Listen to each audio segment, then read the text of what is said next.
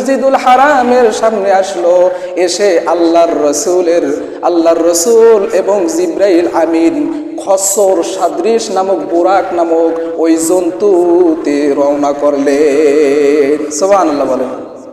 বুরাক নাম শুনছেন না? বুরাক, ওই বুরাকে রওনা করলেন। যখন বুরাকে রওনা শুরু করলেন, যেতে যেতে আল্লাহর রাসূল যখন প্রথম আসমানে গেলেন, প্রথম আসমানে যাওয়ার সাথে সাথে আল্লাহর রাসূলের সাথে গেলেন জিব্রাইল আমিন। কারণ জিব্রাইল আমিন হলো আল্লাহর রাসূলের সফর সঙ্গী এই মিরাজের, ঠিক কিনা বলেন? জিব্রাইল যখন প্রথম আসমানে গেলেন, গিয়ে বলতেছে আরো যারা ফেরেশতারা ছিল ওই ফেরেশতাদেরকে বলতেছে, ও ফেরেশতারা তোমরা দরজা খোলো। দরজা খোলা হলো, নতুন নতুন ফেরেশতারা ওই জিব্রাইল আমিনকে বলতেছে, ও জিব্রাইল আমিন তোমার সাথে এই ব্যক্তিকে। সুবহানাল্লাহ বলেন। জিব্রাইল আমিন ডাক দিয়ে বলতেছে, ও ফেরেশতারা একে তোমরা চেনো না? এ হলো বিশ্ব মানবতার নবী, এ হলো আখিরি পয়গম্বর, এ হলো মানবতার মুক্তির দূত বিশ্ব নবী মুহাম্মদুর রাসূলুল্লাহ সাল্লাল্লাহু আলাইহি সাল্লাম। সকল ফেরেশতারা তাকে আহলান সাহলান তৈয়বান মুবারাকান জানালেন, ফুল দিলেন, স্বাগতম জানালেন। বলতেছে এমন একজন ব্যক্তি আমাদের এখানে আসছে, আপনার সফর মুবারক পূর্ণ হোক। সুবহানাল্লাহ। এরপরে ফেরেশতাদের সাথে সাক্ষাৎ হয়ে গেল প্রথম আসমানে। টাইমটা একটু বইলাম। এরপরে যখন ফেরেশতাদের সাথে সাক্ষাৎ হয়ে গেল, আদম আলাইহিস সালাতু ওয়াস সালামের সাথে সাক্ষাৎ হবে। তখন আদম আলাইহিস সালাতু ওয়াস সালামকে দেখে বিশ্ব নবী, মানবতার নবী, মানবতার মুক্তির দূত, আখিরি পয়গম্বর বিশ্ব নবী মুহাম্মদ সাল্লাল্লাহু আলাইহি সাল্লাম ওই আদম আলাইহিস সালাতু ওয়াস সালামকে সালাম দিলেন, আসসালামু আলাইকুম ওয়া রাহমাতুল্লাহ। যখন সালাম দেওয়া হলো, আদম আলাইহিস সালাতু ওয়াস সালাম বললেন, ওয়ালাইকুম আসসালাম ওয়া রাহমাতুল্লাহ। তখন আদম আলাইহিস সালাতু ওয়াস সালাম ওই আমাদের নবী, বিশ্ব নবী, মানবতার নবীকে স্বাগতম জানালেন যে, হে সম্মানিত আমার পুত্র। মিরাজে যাওয়ার পরে দুইজন নবী আমাদের বিশ্ব নবীকে পুত্র হিসেবে সম্বোধন করছেন। এক নম্বরে হলো আদম আলাইহিস সালাতু ওয়াস সালাম, আর একজন হলো ইব্রাহিম খলিলুল্লাহ, জি আমাদের জাতির পিতা। তখন আদম আলাইহিস সালাতু ওয়াস সালাম তাকে বললেন, হে আমার পুত্র, হে আমার সম্মানিত নবী, আপনার এই সফর, আপনার ভ্রমণ সম্মানিত হোক, মুবারকপূর্ণ হোক। তখন তারা জিব্রাইল আমিন বিশ্ব নবী, মানবতার নবী মুহাম্মদ সাল্লাল্লাহু আলাইহি সাল্লাম তারা দ্বিতীয় আসমানের দিকে রওনা হলেন। দ্বিতীয় আসমানে যখন গেলেন, দ্বিতীয় আসমানের ফেরেশতারা ওই একই প্রশ্ন করলেন যে, হে জিব্রাইল আমিন আপনার সঙ্গে এই কে? তখন জিব্রাইল আমিন তাদেরকে পরিচিত করিয়ে দিলেন। এরপরে দ্বিতীয় আসমানে যখন গেলেন, দ্বিতীয় আসমানে যাওয়ার সাথে সাথে আমাদের আদম আলাইহিস সালাতু ওয়াস সালামের পরে দ্বিতীয় আসমানে ইয়াহইয়া ও ঈসা আলাইহিস সালাতু ওয়াস সালামের সাথে সাক্ষাৎ হলো। সুবহানাল্লাহ বলেন। ও ইয়াহইয়া ও ঈসা আলাইহিস সালাতু ওয়াস সালাম তাকে বিশ্ব নবীকে সম্বোধন করলেন, ও সম্মানিত ভাই, ও সম্মানিত নবী, আপনার এই যাত্রা, আপনার এই ভ্রমণ মুবারকপূর্ণ হোক। এরপরে তৃতীয় আসমানে গেলেন। তৃতীয় আসমানে ইউসুফ আলাইহিস সালাতু ওয়াস সালামকে দেখতে পেলেন, তার সাথে সাক্ষাৎ হলো, তার সাথে সালাম বিনিময় করলেন। এরপরে চতুর্থ আসমানে গেলেন। চতুর্থ আসমানে সাইয়্যিদনা ইদ্রিস আলাইহিস সালাতু ওয়াস সালামের সাথে সাক্ষাৎ হলো। এরপরে পঞ্চম আসমানে গেলেন। পঞ্চম আসমানে হযরত সাইয়্যিদনা হারুন আলাইহিস সালাতু ওয়াস সালামের সাথে সাক্ষাৎ হলো। এরপরে ষষ্ঠ আসমানে যার কাছে সাক্ষাৎ হলো, যার কাছে গেলেন, তিনি হলেন সাইয়্যিদনা মুসা কালিমুল্লাহ। সুবহানাল্লাহ। এইখানে কিন্তু খেলা শুরু, মুসা কালিমুল্লাহ। ষষ্ঠ আসমানে গেলেন, মুসা কালিমুল্লাহর সাথে সাক্ষাৎ হয়ে গেল। মুসা কালিমুল্লাহ বলতেছেন, সালাম বিনিময় করলেন। যখন বিশ্ব নবী, মানবতার নবী যখন ওই মুসা কালিমুল্লাহর সাথে সাক্ষাৎ করে চলে আসবেন, তখন মুসা কালিমুল্লাহ অশ্রুসিক্ত হয়ে গেলেন, কান্না শুরু করে দিলেন।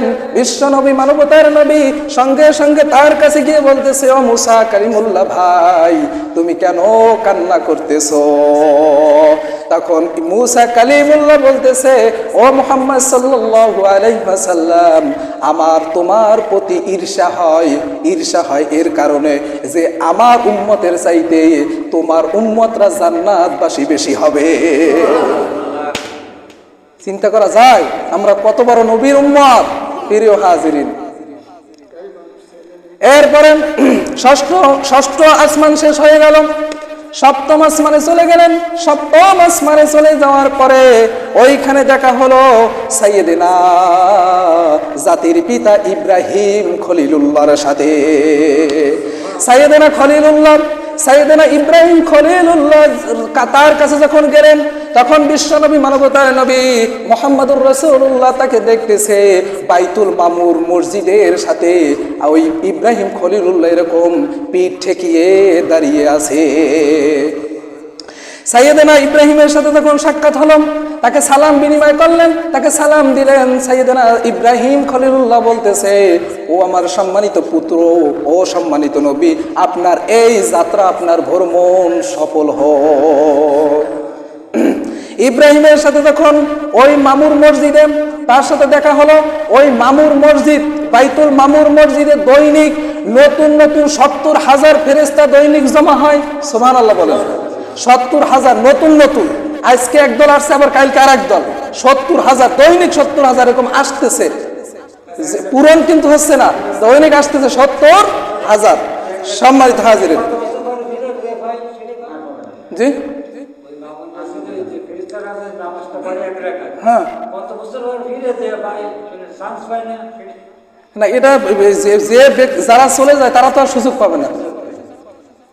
সম্মানিত হাজিরিন, লক্ষ্য করেন, এরপরে যখন আল্লাহর রাসূল সেখানে গেলেন, এরপরে চলে গেলেন সালাম বিনিময় করে, আল্লাহর রাসূল চলে গেলেন জিবরাইল আমিনকে নিয়ে সিদরাতুল মুনতাহারে, যার শাব্দিক অর্থ হলো সীমান্তের বড়ই গাছ। আরো নাম আছে, এটা কোন গাছ একমাত্র আল্লাহই ভালো জানে। সিদরাতুল মুনতাহার তাফসীরের ভিতরে আসছে যে এটা হলো সীমান্তের বড়ই গাছ, কিন্তু এর বিভিন্ন নাম আসছে, শুধু একমাত্র আল্লাহই ভালো জানে এটা কোন গাছ। কথা বুঝছেন? ক্লিয়ার? সম্মানিত হাজিরিন, এরপরে যখন আল্লাহর কাছে চলে গেলেন, আল্লাহর কাছে গিয়ে আল্লাহ তাআলা আমাদের বিশ্বনবী পয়গম্বর, আখিরি পয়গম্বর, মানবতার মুক্তির দূত বিশ্বনবী মুহাম্মদ সাল্লাল্লাহু আলাইহি সাল্লামকে সম্বোধন জানালেন, আহলান সাহলান তয়্যিবান মুবারাকান ও আমার হাবিবুল্লাহ। সুবহানাল্লাহ বলেন। ও আমার হাবিবুল্লাহ, আপনি আসছেন, আপনাকে আমি স্বাগতম জানাই। আপনি এই আসার কারণে আমি আপনাকে একটা পুরস্কার দিতে চাই। পুরস্কার কি নিবেন? তখন আল্লাহর রাসূল বলতেছে, ও আল্লাহ, আপনি আমার পুরস্কার তাড়াতাড়ি দেন। তখন আল্লাহ তাআলা বলতেছে, ও হাবিবুল্লাহ, ও মুহাম্মদ সাল্লাল্লাহু আলাইহি সাল্লাম, তোমার উপরে এবং তোমার উম্মতের উপরে আমি 50 ওয়াক্ত নামাজ ফরজ করে দিলাম। সুবহানাল্লাহ বলেন। আল্লাহ রাসূল নামাজ পেয়ে তো খুশি, মহা খুশি। চলে আসলেন, যখন ওই আল্লাহর কাছে সাক্ষাৎ করে চলে আসবেন, ততক্ষণাৎ ওই সময় মুসা কালিমুল্লাহর সাথে আবারও দেখা। মুসা কালিমুল্লাহ বলতেছে, ও আমার হাবিব, ও আমার রাসূল, ও আমার ভাই, শোনো, তুমি যে আল্লাহর সাথে সাক্ষাৎ করছো, তুমি কি কোনো পুরস্কার পেয়েছো কিনা, তুমি কি কোনো হাদিয়া পেয়েছো কিনা?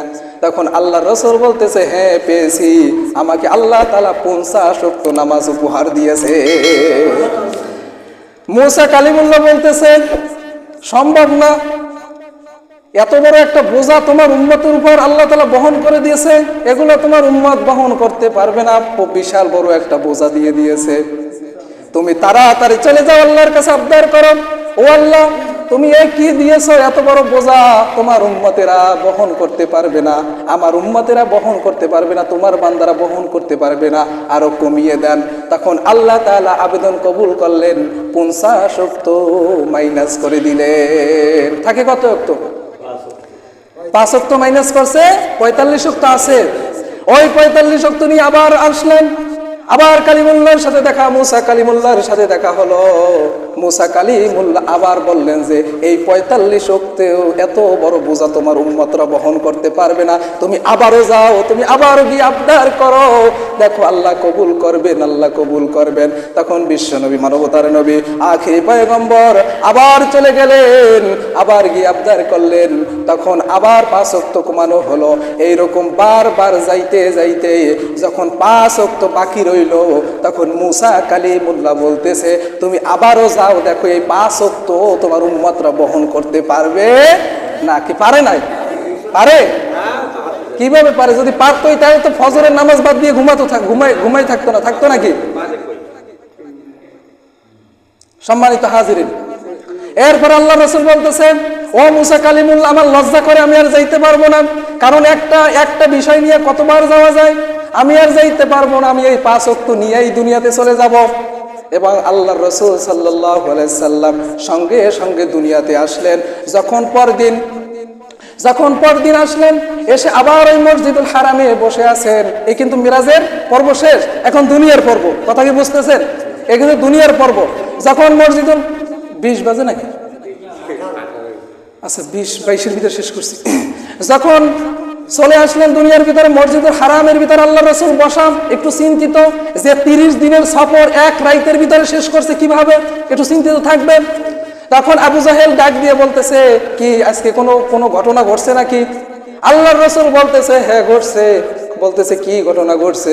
বলছে যে আমি কালকে ওই রাত্রে আমি একটা মিরাজ করছি, মসজিদুল হারাম থেকে মসজিদুল আকসা পর্যন্ত। আবু জাহেল একটু ঠাট্টা বিদ্রুপ করতেছে, তামাশা করতেছে, মস্কারি করতেছে যে এই কথা কেউ বিশ্বাস করবে না। তুমি এই যে কথাটা বলতেছো, এটা কি এই মক্কাবাসীকে তুমি জানাতে পারবে? জনসাধারণকে কি তুমি বলতে পারবে? আল্লাহর রাসূল বলতেছে, হ্যাঁ আমি বলতে পারবো। তখন আবু জাহেল সমস্ত মক্কাবাসীদেরকে জানালো যে তোমরা মক্কার সামনে আসো, মুহাম্মদ সাল্লাল্লাহু আলাইহি সাল্লাম একটা ঘোষণা দিবে। তখন মুহাম্মদ সাল্লাল্লাহু আলাইহি সাল্লাম, তখন সব মানুষ জমা হলো। ওই হাজার হাজার মানুষের ভিতরে বলতেছে, আমি কত রাত্রে, আমি 30 দিনের পথ আমি কালকে এক রাতে শেষ করছি।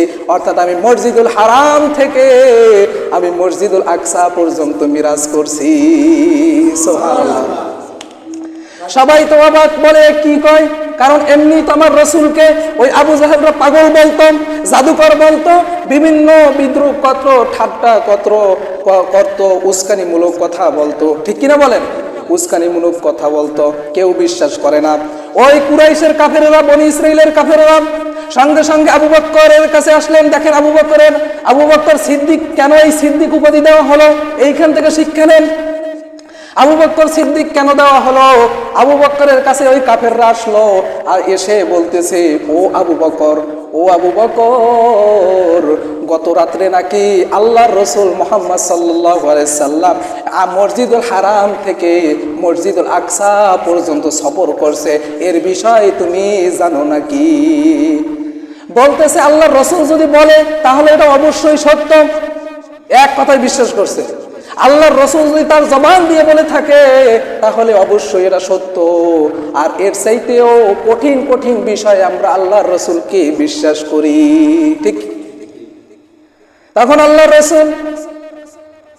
আল্লাহ তাআলা ওই আবু বকর সিদ্দিক রাদিয়াল্লাহু তাআলা আনহুকে তার উদ্দেশ্যে কোরআনুল কারীমের ভিতরে একটা আয়াত নাজিল করে দিলেন। সুবহানাল্লাহ। এই আবু বকর সিদ্দিক রাদিয়াল্লাহু তাআলা আনহু শুধু আল্লাহ তাআলার যে কথাগুলো বিশ্বাস করতেন, এর জন্য অসংখ্য আয়াতে কারিমে আল্লাহ তাআলা আবু বকরের উদ্দেশ্যে নাজিল করছেন। সুবহানাল্লাহ বলেন। তাহলে প্রিয় হাজিরিন, আলোচনা আরো বহুত। আলোচনা আল্লাহ তাআলা মিরাজে গিয়েছে, আল্লাহ রাসূল মিরাজে গিয়েছে। আল্লাহ তাআলা তাকে কি কি নিদর্শন দেখিয়েছেন, কি কি নিয়ামতগুলো দেখিয়েছেন, কি কি শাস্তিগুলো দেখিয়েছেন, আজকে সম্পূর্ণ শেষ করতে পারলাম না। ইনশাআল্লাহ আগামী জুমায় সম্পূর্ণ বিস্তারিত বলবো, কোন কোন শাস্তি আল্লাহ রাসূল দেখছেন, কোন কোন নিয়ামতগুলো আল্লাহর রাসূল দেখছেন, এগুলো সম্পূর্ণ হাদিস এবং কোরআন অনুযায়ী আপনাদের সামনে পেশ করার চেষ্টা করব ইনশাআল্লাহ। আল্লাহ তাআলা আমাদেরকে সকলকে কবুল করুক, সকলকে নামাজি হিসাবে আল্লাহ তাআলা যেন কবুল করে, সকলে পড়ি আমিন। আমাদের আয় রুটি রুজির ভিতরে যেন আল্লাহ তাআলা বরকত দান করে, সকলে পড়ি আমিন। ওয়া মা আলাইনা ইল্লাল বালাগ। আসসালামু আলাইকুম ওয়া রাহমাতুল্লাহি ওয়া বারাকাতুহু।